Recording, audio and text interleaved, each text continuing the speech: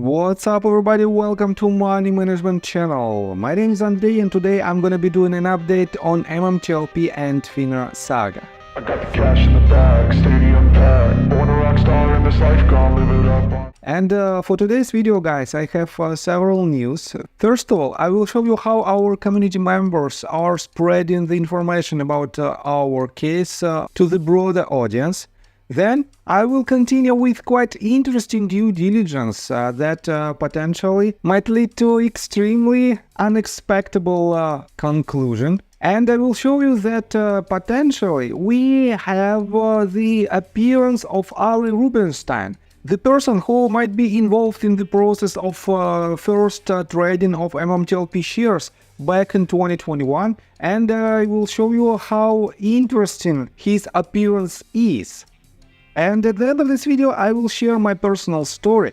That is why, guys, I highly encourage you to watch this video till the very end, because it is very important for me personally.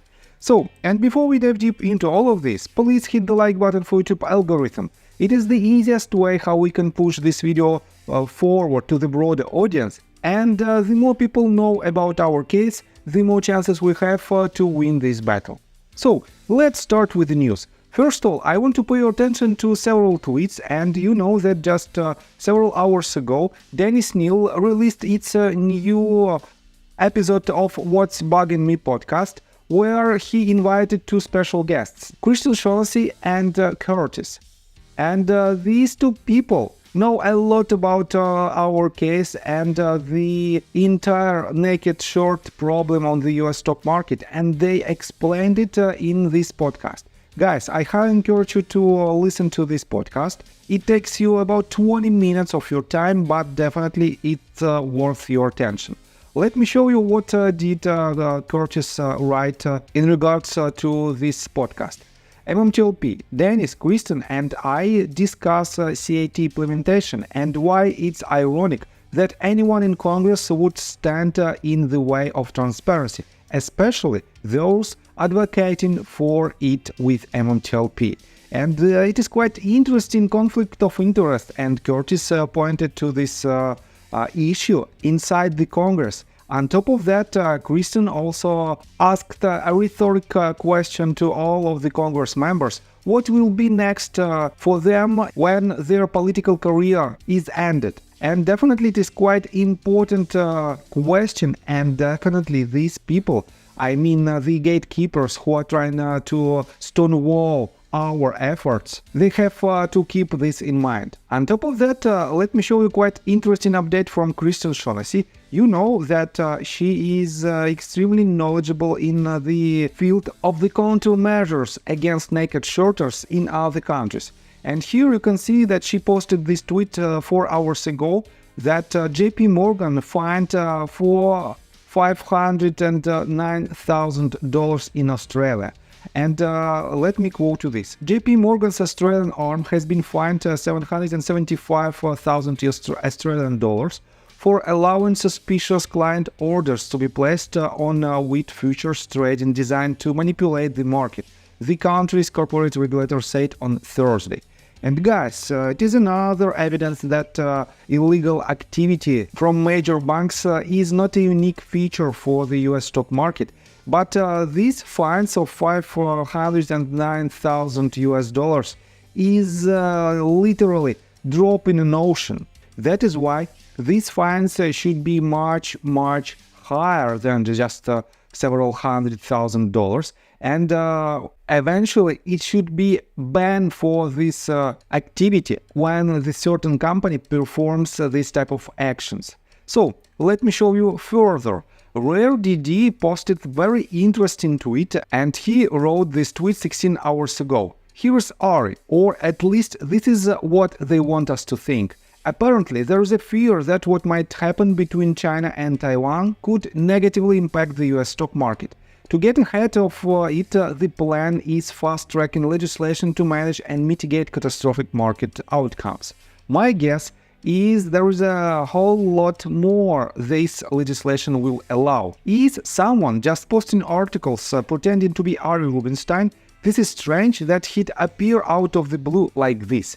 And guys, he added these screenshots of the article that was published just several days ago. I found this article, let me show you that it is a Real Clear Markets that published this article on May the 3rd. And as you can see, it was published by Rubenstein. You might think that it is a pure coincidence and it is completely different person. But let me show you this. Ari Rubenstein is CEO of GTS, an electronic market making firm. So, it is the same Ari Rubenstein who potentially was involved in the process of trading of MMTLP shares back in 2021. And let me show you this. If you type in Google search bar Concorgenuity and GTS Securities MMTLP, you can find a lot of links to the first trading session. And definitely one of these links leads us to the Rare DD's Twitter account, where he published this information back in September 15 of 2023, more than 7 months ago. And he wrote, "I'm still doing FINRA's and the SEC's job, but here's proof that it was Concorgenuity and GTS Securities illegally trading MMTLP in the pre-market on December the 8th, 2022. Violating FINRA Rule 11892 due to the price moving more than 10% per market for a security under $25. It is another fact that these two companies tied up very closely together, and these two companies also was the very first companies who started to trade MMTLP shares back in 2021. And definitely, Ari Rubenstein, let me show you right here, Ari Rubenstein is still the CEO and founder of GTS Securities, but he magically disappeared more than 1 year ago, and we don't know basically till this moment where Ari Rubenstein is. But for now, let me show you that he appeared with this quite weird article, and I don't think that this article is directly related to his main activity in GTS Securities. On top of that, guys, it is the only article that was written by Ari Rubenstein, and if you click, as you can see, if you click on his name, you will see this page where there is only one article that was published by this person. If I switch to 2019, let me show you that he also published one article. But guys, how it is even possible that only 2 articles were written within the last 5 years, and none of them are related to his main activity in GTS Securities? And definitely it is quite suspicious that it is the only mention of Ari Rubenstein for the last, I think, year and a half. And definitely this is another thing that should be investigated in order to find out what is happening around the MMTLP saga.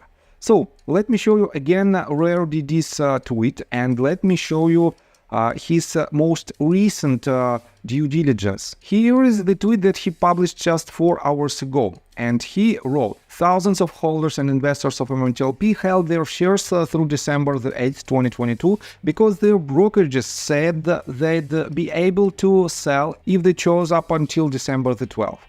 FINRA posted an incorrect corporate action on December the 6th with an incorrect share cancellation and effective date. And it is a violation of their own rules, and we know it, and I covered it multiple times. FINRA acted outside of their role when they modified the corporate action and forced MetaMaterials to accept their modifications. They then violated their own Rule 6490 by ignoring the obvious settlement issue created by adjusting the dates. The DTCC wanted to meet to discuss issues with corporate action, but FINRA didn't show. On December the 8th, FINRA posted an MMTLP corporate action that they revised without input from the issuer or the DTCC. The revision removed all references to the incorrect share cancellation date, but it never provided the correct December 14th date. The revised corporate action kept the incorrect 0-hour December 13 effective date that was originally linked to the incorrect December 13 share cancellation date. So guys, as you can see, it is quite messy information in regards to these dates, and I think FINRA performed this weird activity because they didn't know how to solve the problem of their how to solve their own mistakes that they made back in the beginning of December of 2022. So let me quote you further. This lie is the settlement issue. FINRA never fixed it. They never met with the DTCC because they knew their plan was to use December 13th to justify their U3 halt. FINRA's FAQs are full of lies, including that they created the MMTLP corporate action consistent, so-called consistent with the information provided by metamaterials. Where in the information from metamaterials can you find December 13th? FINRA waited 3 months in their first MMTLP FAQ to confirm that the share cancellation date was December 14th, but the damage was already done. And he added the set of documents that prove his words. And guys, I highly encourage you to follow Rare DD's Twitter account, Rare Deals Here, because he explains in simple statements what happened back in the days in regards to our case and what rules was violated, was breached by authorities. And guys, let me tell you my personal story. I have a wife and 2 children aged 11 and 15, as well as a small dog. After 30 years of living in Russia near the Baikal Lake, we decided to move. Now we reside in Serbia. Although I don't own any MMTLP shares, I invest a lot of time creating daily MMTLP videos. I have been doing this every day without days off and holidays for more than 1.5 years. Now I wish to buy back this time from my family, from my children. We've agreed that I will ask the MMTLP community to support me and I will give all the money to the children. Therefore, if you believe that I am providing useful content for you and wish to support me, you can join my Patreon account. For $5 a month, I will add your name to my list of supporters if you wish. Thank you in advance. The link you can find in the description below. So, I think that's all information that I want to provide you. If you like my video, please hit the like button and subscribe to my channel. And see you guys and girls next time. Bye! I got the cash in the bag, stadium packed. Born a rock star in this life, gonna live it up on the attack. Baby, I'm bad, I just wanna get caught up in this life, I'm crazy, I'm mad, doing no cap.